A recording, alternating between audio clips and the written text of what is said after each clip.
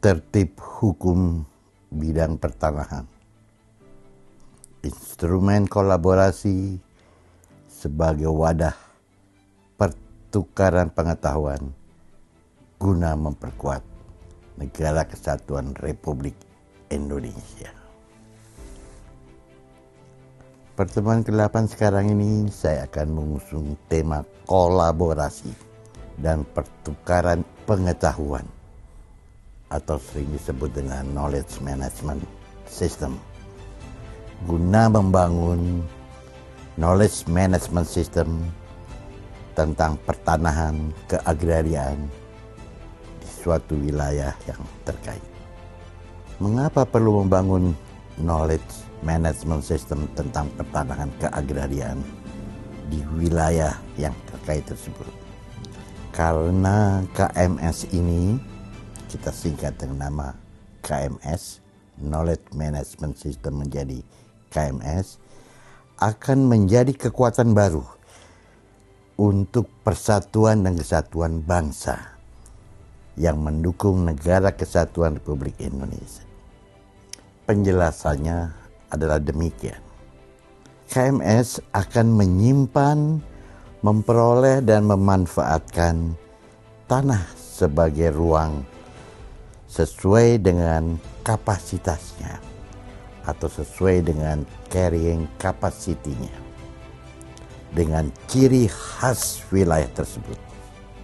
Artinya masing-masing wilayah mempunyai KMS yang spesifik. Mungkin beberapa wilayah mempunyai KMS yang berbeda satu dengan lainnya. Hal ini akan menguntungkan pada saat kita akan menghitung suatu hitungan mengenai competitive advantage versus comparative advantage.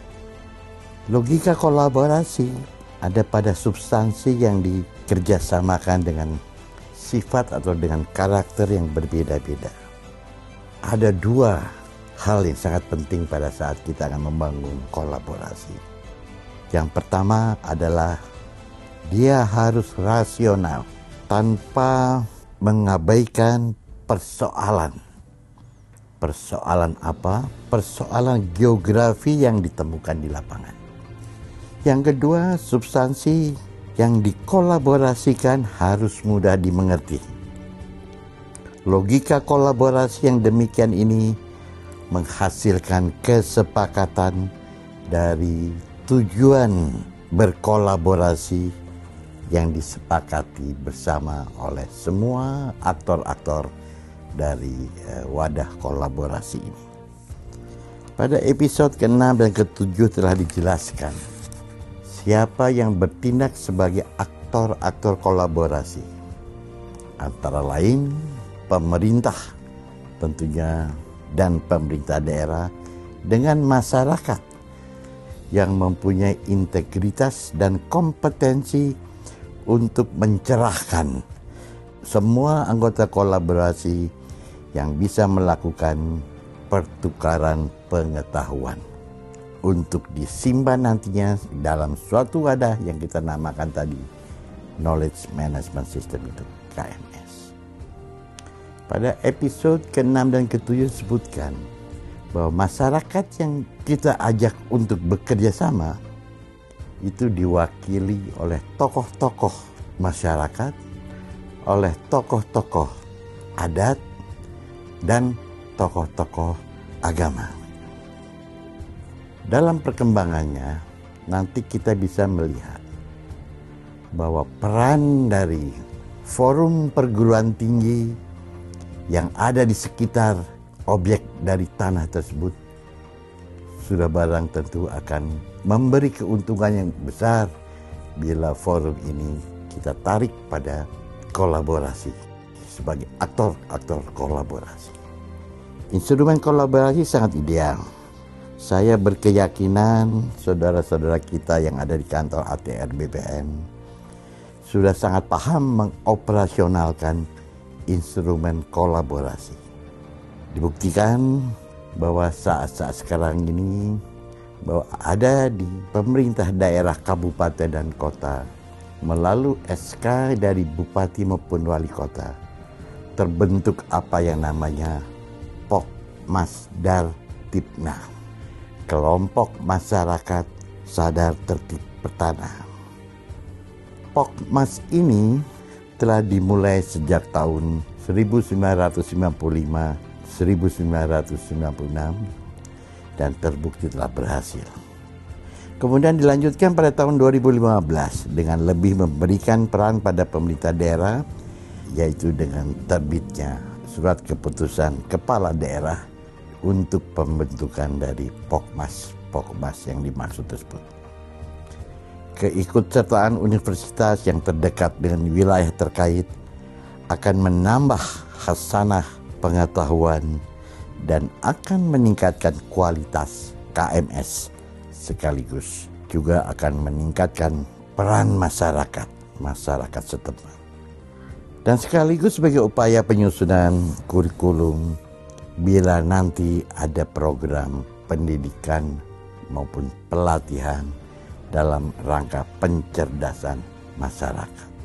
Memang implementasi dari kegiatan kolaborasi secara ideal masih menghadapi hambatan.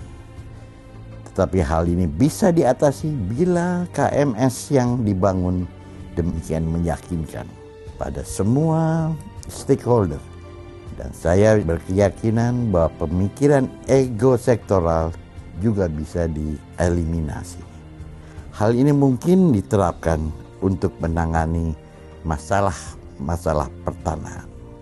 Saya sangat yakin bila Pokmas ini, bila bentuk kolaborasi ini diterapkan secara ideal pada masalah pertanahan yang masih terjadi sejak dulu sampai sekarang ini, maka saya yakin masalah pertanahan di objek XPTPN Provinsi Sumut, di Jenggawah Provinsi Jawa Timur, di objek Mandalika Provinsi NTB Nusa Tenggara Barat, di Labuan Bajo di Provinsi Nusa Tenggara Timur, kampus Universitas Cendrawasih di Provinsi Papua, ini akan terwujud suatu penyelesaian masalah pertanahannya sejak dulu sampai sekarang masih terjadi. Kasus-kasus yang saya sebutkan tadi mempunyai kesamaan, mempunyai isu yang sama, yaitu seolah-olah pemerintah telah menegasikan hak masyarakat adat.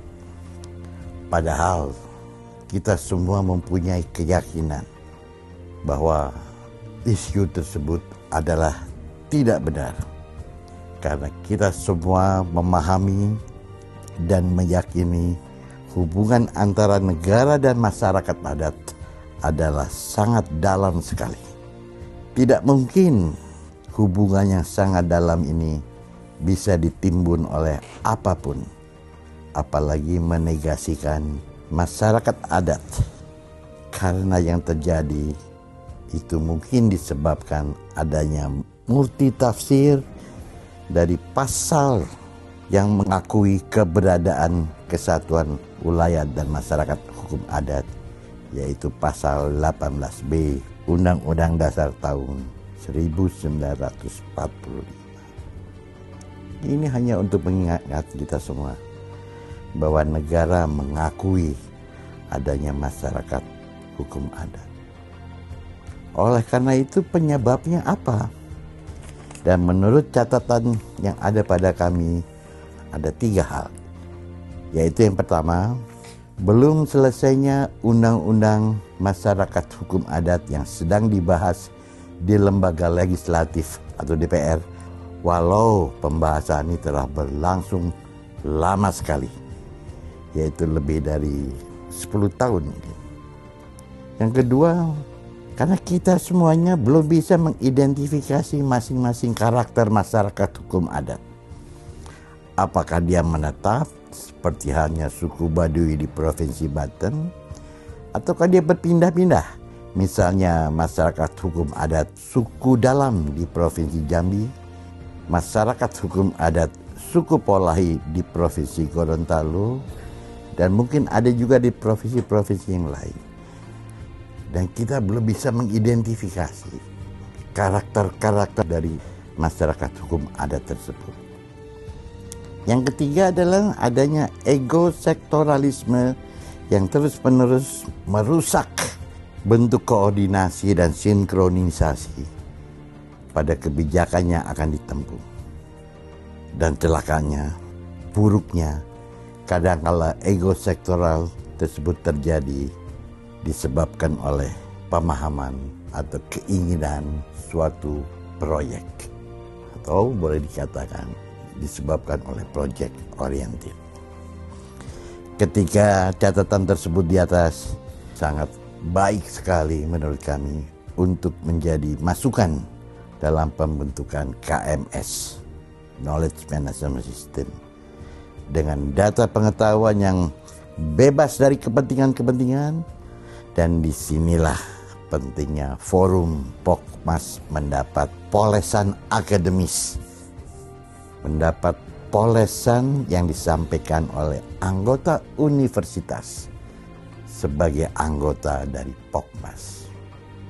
Jadi adanya suatu forum pendidikan tinggi di wilayah yang terkait ini yang bertugas memberikan polesan dari semua anggota Pokmas yang tadi disebutkan.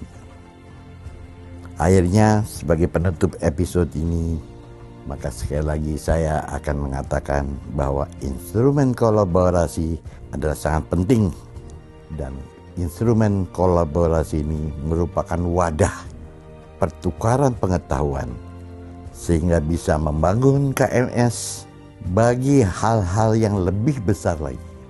Tidak hanya untuk pertanahan, tapi itu bagi hal-hal yang lebih besar lagi, yaitu dalam rangka persatuan dan kesatuan bangsa Indonesia.